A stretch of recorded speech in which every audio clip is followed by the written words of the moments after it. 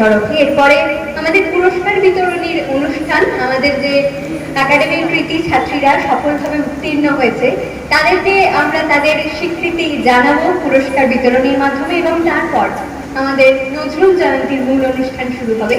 সকলে এতক্ষণ যেরকম ভাবে সাথ দিয়েছেন, এমন আমি বাইরে বাইরে প্রচুর অনুষ্ঠান করি, নিশ্চয়ই আমি আমার দর্শক শ্রোতাদের কাছে কৃতজ্ঞ, কিন্তু সব জায়গায় যে ভালো শ্রোতা পাই এমন তো নয়।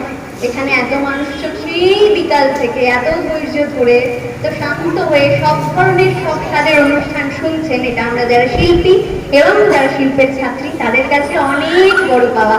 আমি পুরস্কার বিতরণের অনুষ্ঠানে যাব এবং আপনাদের অনুরোধ করবো এবার আর কারোর জন্য নয়, আবারও এর আগে একবার বলেছিলাম, সত্যি নিজেদের জন্য একবার বড় করে হাততালি দিন। বিশ্বাস করুন যে আপনারা ছিলেন বলে সুস্থ রুচি সংস্কৃতিটুকু টিকে গেল। প্রত্যেকের জন্য নিজের জন্য হাততালি দিন, পাশে যারা রয়েছে তাদের জন্য।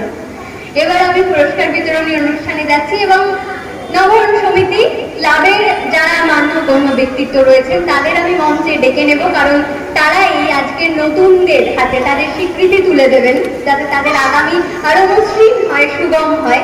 আমি ক্লাবের পক্ষ থেকে তাদের যে সমস্ত সভ্য মণ্ডলী রয়েছেন তাদের মঞ্চে ডেকে নিচ্ছি।